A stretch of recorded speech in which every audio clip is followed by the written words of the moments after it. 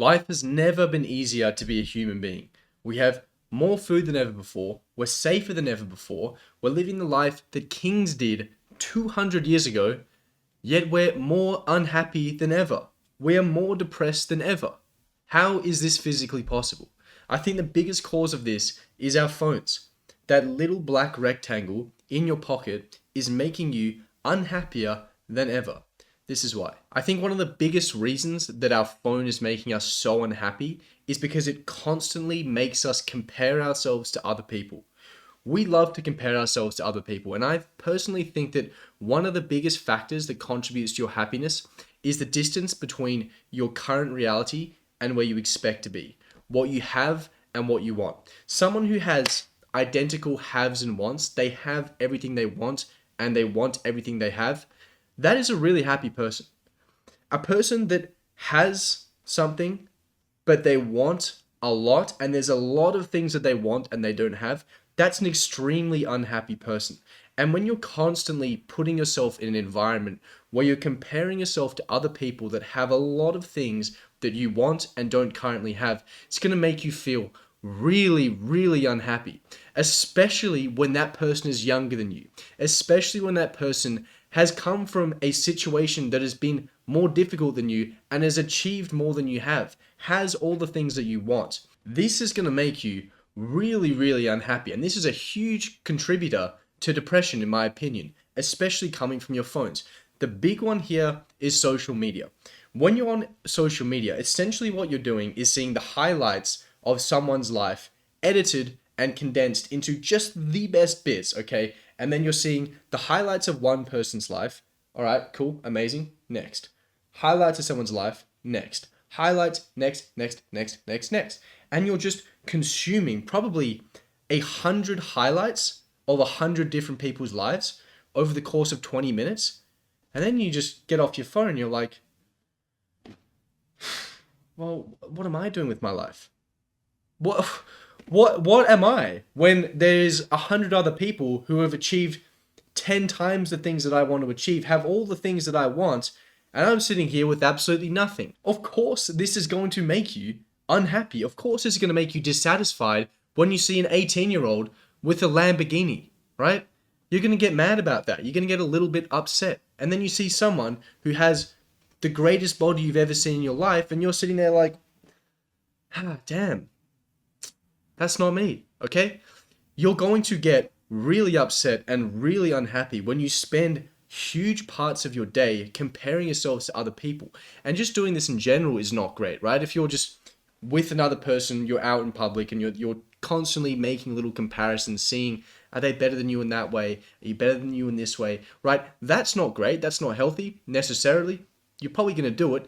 But when you condense it down, like you do on your phone, to hundreds of people and only the best parts that they have, and you're comparing yourself to the edited highlights, the best, most curated things that they have to offer, and you're comparing yourself to that hundreds of times a day, it's going to make you really unhappy. Let's say 200 years ago, okay, you live in a little fishing village, there's maybe 100, 200 people, and you have a little fish store, okay? Let's say you're making $1,000 a month. You have a few little boats, you got a few employees, you got your family, you're thinking, I'm the big dog. I'm doing really well. You'd be a happy person. You'd be pretty content. You're like, I have everything I want. I'm doing really well. Give that guy a phone. And then he sees 500 other 18-year-olds making $10,000 a month with their little fishing business. They have 10 boats and 100 employees, and they have a bigger house, and suddenly you're sitting there going, well, I want that. I want what that guy has. And now you've gone from what I have and what I want to what I have, what I want. Big gap, a lot of unhappiness there. All that came from was being exposed to a lot of people who have a lot of things that you don't currently have, and then you going, well, I guess I want that. I think Naval has a great quote on this where he says, desire is a contract that you make with yourself to be unhappy until you get what you want. And that's kind of what it is constantly when you're on social media. You think, I'm doing really well, then you see someone else with something that you don't have, and you go, you know what, I want that. So now I have to be unhappy until I get that. And then what happens when you get that? Are you done? Are you just happy? Or are you going, well, now this guy has this, and I kind of want this now. So now I'm going to be unhappy until I get that. And it's a constant cycle of just being unhappy, getting things, and then being unhappy again. And it just builds up. And this distance, this gap between what you have and what you want becomes so large because you're constantly comparing yourself, because you constantly want new things, that you're just perpetually disappointed, upset, and wanting more. The second big reason why your phone is probably making you depressed is because your phone is actually changing the neurochemistry of your brain. Our brains are really good at regulating and balancing levels, particularly your dopamine. So what happens when we consume something, we start scrolling anything, TikTok for example, is that you're going to get that spike of dopamine. You're going to start to feel really, really good. And then the next time you go to do that, you're going to think, all right, I want to feel that again. So let me scroll. And you're going to get that really good feeling.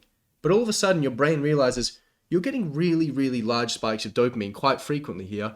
This is a bit out of the ordinary. Let me bring the dopamine down just so we're back at equilibrium, just so we're back at baseline, just so it's normal again. All that it's done is brought your dopamine that you're receiving from everything down.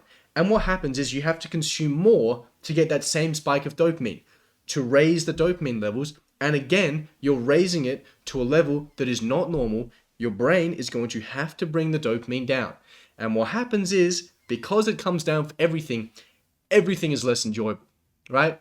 Going for a walk is less enjoyable. Spending time with your friends is less enjoyable. The workouts you do is less enjoyable. The work you do is less enjoyable. Everything is less enjoyable.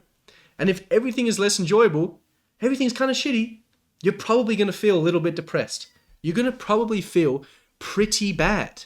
And not only do you now have a huge gap between what you have and what you want, but you're always feeling pretty lethargic. You're always feeling pretty bad. You have low dopamine. You have less desire, less drive to do the activities that are probably going to help you get the things that you want.